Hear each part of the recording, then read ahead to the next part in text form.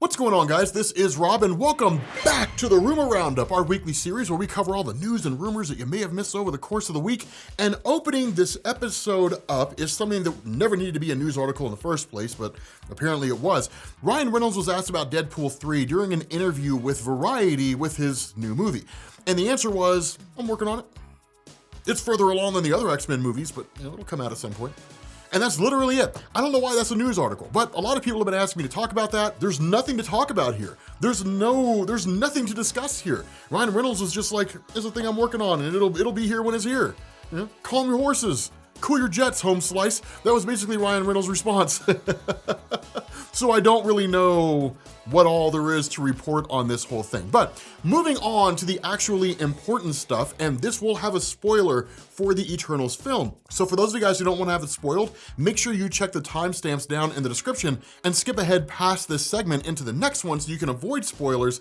Apparently, the events of Eternals are going to tie into Black Panther 2, specifically Namor the Submariner. Now, I'm not really sure how you bridge this gap here, right? Because according to the rumors that are out there, the emergence, right? So Tiamu the Dreaming Celestial starting to emerge from Earth, but ultimately being stopped by the Eternals, apparently that affected Atlantis. Whether it tore the entire kingdom apart or caused massive damage or something like that, we don't really know. What we do know, or at least what's being rumored here, is that the damage to Atlantis is basically being blamed on Wakanda by Namor the Submariner. Here's the biggest issue with that. There's nothing to bridge this gap. There's nothing to indicate that Wakanda would have anything to do with this. It seems like an arbitrary reason for Namor the Submariner to basically launch an attack against Wakanda, just kind of a random plot device in order to bridge the two of them. If that's really the case, it's kind of disappointing, right? It seems a little weird. I could see them saying that around the time that Tiamu the Dreaming Celestial was emerging, that Wakandans were investigating what this whole series of earthquakes happened to be, and they kind of came across Atlantis, and so when Tiamu was emerging and the Namor the Submariner saw the Wakandans, that he just associated the Wakandans with all this structural damage that was being done, and somebody thought it was their fault, that they were somehow attacking Atlantis or something along those lines. I could definitely see that, right? Just what is in effect a case of mistaken identity, but Namor the Submariner having no idea what's going on outside of a giant head and a giant hand emerging from the inside of the earth and then saying, it's gotta be the Wakandans, and then attacking them seems weird to me, right? I don't know why, it seems like it would just be Namor going out of his way, right? Because the Kingdom of Atlantis in the comics is right smack dab in the middle of the Atlantic Ocean, right? So you've got like the US on one side and England on the other. And so it just seems to make more sense to me that if Namor the Submariner was going to lash out at the surface world because of what was going on with the emergence during the events of Eternals, that he would attack like an eastern coastal city in the United States, so like New York or somewhere in Virginia or like Florida, or he would attack England or something like that, that he wouldn't go out of his way to Wakanda to attack them, right? It seems kind of weird. That the only way to make that work is, again, to have something about the Wakandans investigating basically the area around Atlantis around the time the emergence happens, and that just leads to him believing the Wakandans are involved, right? So having said that, as we normally do with our Rumor Roundup here, let us transition to our discussion on gaming before we get into the real meat and potatoes of this episode, which is focusing on a Marvel and DC crossover. So as the first talking point in our gaming segment here, Bethesda is doing what Bethesda does best, which is basically just milking the gaming community for all it's worth, basically doing this by way of Skyrim. What are they doing here? Well, what Bethesda's doing is apparently they are releasing or re-releasing Skyrim as a 10th anniversary edition called Skyrim Anniversary Edition. Do you guys remember on the PS4 when they released Skyrim Special Edition? Again, milking the gaming community, but it allowed you to download mods and different things along those lines, some of which you had to pay for. With this, it's not the case. Instead, with the Anniversary Edition, you still kind of have to pay for it, but you don't have to do it piecemeal. Instead, if you bought Skyrim Special Edition, the Creation Club expansion is $20. If you never bought Skyrim Special Edition, you can just buy the Anniversary Edition as a standalone game, and that'll cost you $50. Not really sure how I feel about this. I'm gonna be honest with you guys, I'm kind of tired of seeing game developers just milking the gaming community. I mean, I understand why, right? There's no reason for them to stop doing this if they know people are going to buy it, and we know people are going to buy it. They know people are going to buy it. So the only way to really keep things like this from happening is to just not buy them, right? For Bethesda to release Skyrim 10th Anniversary Edition and it just tanks, right? It's just like the sales are abysmal, right? Because it's the gaming community saying, stop re-releasing crap. Give us new stuff, right? Like give us Elder Scrolls 6. It's the only way to make that point. Until we do that, they're just gonna keep rehashing the same old things. Like Rockstar just continually expanding on Grand Theft Auto Online as opposed to releasing GTA 6. So having said that, let me know what you guys think down in the comment section. Do you guys like this idea? Does it kind of irritate you like it does me? Let me know what you guys think. But moving on here, I was totally oblivious to this. Apparently Final Fantasy VII is getting a mobile game called Final Fantasy VII The First Soldier. It comes out on November 17th. I had no idea this was the case. Mobile games are kind of a split thing for me, right? I've played mobile games that are just amazing, and I've played mobile games that are just kind of like, whatever. This is one of those times I might actually get it because I'm a big fan of the Final Fantasy series, especially Final Fantasy VII. That just hits me straight into the nostalgia feels, right? I was in like middle school. No, I was in high school when that game came out. Actually, I was in high school when Final Fantasy Tactics came out. God, you guys remember that game? I don't remember how old I was when Final Fantasy VII came out. I want to say I was in high school. Regardless, I loved that game. It was a great game. I had a great time playing it. This seems kind of cool. I might check it out. Again, I'm usually on the fence about mobile games, but I just kind of felt like throwing that in here because I didn't really realize that was a thing. So that's kind of cool. The important thing here is our next topic, which is that Marvel's Avengers is releasing the Great Power event at the end of the month, which is gonna add Spider-Man, it's gonna add a new raid, and it's also going to add an adjustment to the power cap, which is kind of cool. Here's one of the funny things about the Marvel Avengers game. I played it when it first came out, but one of the things that I learned after playing Bungie's Destiny and Destiny 2 is not to buy the game when it first launches. Instead, wait like a year or two to basically buy the game because then you get all the expansions and stuff that have been released up to that point. Otherwise, you're basically gonna be buying this bare bones game on launch day and starving for content because you're just gonna roll through the expansions in the blink of an eye and just be like, okay. And then you're gonna be bored and you're gonna be done, right? So when I first got the Avengers game when it first launched, thought it was okay, had a few bugs, so I actually kind of sat it down. I haven't picked it up since. Let me know down in the comment section, is it worth picking back up again, or should I wait a little bit longer? Should I give it a little more time? I know they have like the Black Panther expansion and that kind of stuff now, so let me know if it's worth getting back into, and if it is, then I'll fire it back up and start playing it some more. The biggest issue you have with the Great Power event is we don't really have any footage belonging to Spider-Man regarding like his movements or anything along those lines, so it's still very hush-hush. I have to believe a trailer is forthcoming here in the next couple of weeks, if for no other reason than to drum up hype for the expansion. It wouldn't make any sense to launch the expansion with no marketing behind it, although games have done that before, and it turned out to be disastrous because nobody knew it was coming.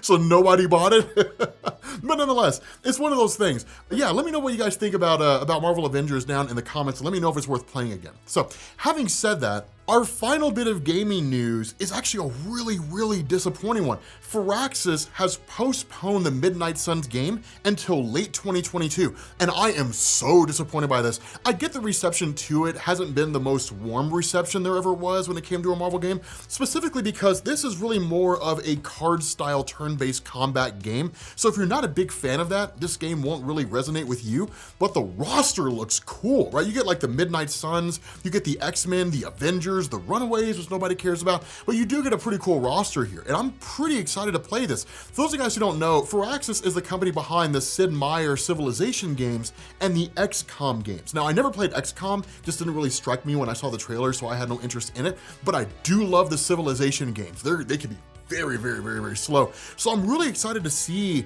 how Firaxis basically takes that model that they're so used to building and applies it to a game that you would expect to be more fast-paced. It looks like a standard fast-paced turn-based combat game, but we won't really know until it actually comes out. I'm looking forward to it. I'm just really disappointed that it got delayed. But they said the reason for the delay is because they wanted to polish it a little bit more. I mean, what's the counter to that, right? Like, hey guys, we had to delay the release of Midnight Suns. Why? Well, because we didn't want to release some garbage. Well, that's a stupid reason, right? I mean, what are you gonna say there, right? I mean, it's you can't be mad at a game developer for postponing a game because they wanted to polish it a little bit more. Although some game developers do that, right? They say like they're delaying the game because they want to polish it a little bit more, and then the game they release is still garbage and buggy as hell. Isn't that right, CD Projekt Red? You know what I'm talking about. With your garbage cyberpunk game. But getting back into our comic book movie news, Casey Walsh, who is well known for dumping information out there, leaks, different things along those lines, he was on the Change My Mind podcast recently, and it actually revealed there's a big project in the works regarding the X-Men over at Marvel Studios and Disney. He said he's still digging around trying to find out how credible this news is, or this rumor is, whether or not there's any actual fact to it. But the rumors that are going around is that Marvel Studios and Disney Plus are hunting for basically musicians. And the reason why is because they're working on the theme for the show that they're gonna bring back, which is X-Men the Animated Series. Now here's the thing, even with the rumors that we have, there's scarce little information out there regarding how this project might unfold, whether it's a total reboot or whether it's a continuation of the series, and if they do a continuation of the series, just pretend like season 5 never existed and just pick up from season 4. And in fact, don't even pick up from all of season 4, just pick up from like Beyond Good and Evil, right? Like just after that, just pretend like everything for the second half of season 4 and all of season 5 didn't exist, and just call it a day. But we don't really know what form this project is going to take. So at the end of the day, this is one of the things to contend with. It could feel totally different from the original X-Men the Animated Series, or it could feel exactly like it. But regardless, if it is true and they are reworking X-Men the Animated Series, regardless of what form it takes, I'm gonna watch it. I'm gonna give it a shot. Now, I'm gonna tell you right now, if I don't like the show, I'm gonna say something. I'm not gonna be like, well, I mean, you know, it's a show that exists. I'm gonna be like, this show is garbage. Either that, or like you'll see me come on here and I'll be like, this show is amazing. You're gonna see it one way or the other. I will absolutely talk about this, but this is the first that I'm hearing of any credible information out there about Disney and Marvel Studios reworking X-Men the Animated Series. So I will be keeping my eye on this very, very closely, because I am very excited about this. But our next bit here actually comes from kind of a cryptic tweet from Dan Slott. And the reason why is because Disney Plus Day is coming up pretty soon. And one of the things that he was talking about here is that apparently, as far as the rumors are concerned, that SheHulk has basically finished filming, that it's essentially a done show. And our first trailer for the show could be released on Disney Plus Day. Whether or not that happens is anybody's guess. In all honesty, I'm excited for She-Hulk. I'm not the biggest fan of She-Hulk in the comics, but that's why I'm even more excited for the show, because I'm curious to see how they adapt the character from the comics. She-Hulk didn't really have a lot of memorable moments in the comics. She did during the events of Avengers Disassembled, where she just went like full rampage. And actually right now in Marvel Comics, in the Avengers stories, they're doing World War She-Hulk, which is okay, but it's got some cool moments, right? It's got some cool aspects, some cool segments here. So I'm kind of curious to see where this goes and what they end up doing with it. Regardless, I'm looking forward to it. So let me know down in the comments section, are you guys hyped for She-Hulk? Are you kind of like, I don't know, it's whatever. But getting into our final bit of news here, which is something that we had to talk about as soon as I saw it. Apparently during the filming of their newest movie, when it was The Rock and Gal Gadot and Ryan Reynolds, that The Rock turned around to the two of them and said, we should make a Marvel and DC crossover film. Like, we should make that happen. Now, I'm gonna be honest with you guys. If anybody could make that happen, it would be The Rock, because The Rock's just popular enough, right? I mean, The Rock's level of popularity is almost on a whole different planet, right? Like, he's the most followed person on Instagram. It's crazy how popular this guy is. And I know I'm excited for the Black Adam movie, and I feel like if Dwayne Johnson was able to make a good enough pitch to DC and to Marvel to bridge that gap and get them to make a movie that has the two of them crossing over, it could be done. Not only that, apparently it's been teased for quite some time, and it kind of makes sense. I mean, we do have the references in the Eternals, right? Like the constant references to like Batman, Alfred, Superman. It's really the most on the nose stuff that we've gotten from the MCU, where they're just like, yeah, man, Superman exists. I mean, I'm kind of surprised it took this long, right? Like, it's Superman and Batman. You'd have to leave the planet Earth to find an organism out there that doesn't know who Batman and Superman are. They're just that popular. But if you guys who read comics recall the Doomsday Clock event from DC Comics, there was a point where Jeff Johns actually had references and was teasing the idea of a Marvel and DC crossover. And while we expected that to be a comic book crossover that seemingly never came to fruition, I think it'd be amazing if it happened in the form of a Marvel and DC film crossover.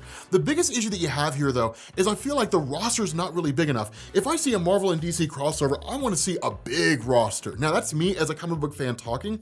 As the average moviegoer, the roster's perfect. It's just enough people to keep track of, and it's not so many people that you would be confused about who's who and get lost in the movie. Because I have to believe, if Marvel and DC made a crossover film, it'd be a one-shot, right? It'd be one movie. It's not gonna be like the comics where it's like a 4-issue series, right? It's not gonna be like a 4-film series. Instead, it would just be like one single film. And I think it'd be cool, right? It's high time Marvel and DC did a crossover. They haven't done one for almost 20 years, so it makes sense that we would get one coming up soon. But having said that, I don't know exactly how it would look. I mean, the closest you have to Superman right now in the Marvel Cinematic Universe is essentially Icarus. But if I'm going to see an analog of Superman in the Marvel Cinematic Universe face off against the actual Superman from the DC film universe, I wanna see the Sentry, or I wanna see Blue Marvel, preferably Blue Marvel, because I think that would be cool, although he would probably just get absolutely thrashed by Superman. The closest competitor to Superman, truth to tell, is Hyperion. He stands the best possible chance, right? Marcus Milton from Earth 13034,